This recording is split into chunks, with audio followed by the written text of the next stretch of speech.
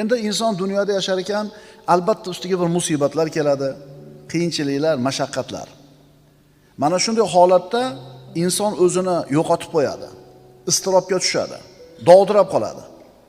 Mana shunday holda nima ish qilish kerakligini bilmay qoladi. Ammo mo'min mana shunday holatda Robbis tomonidan yuboriladigan sakinatga ega bo'ladi, u xotirjam bo'ladi.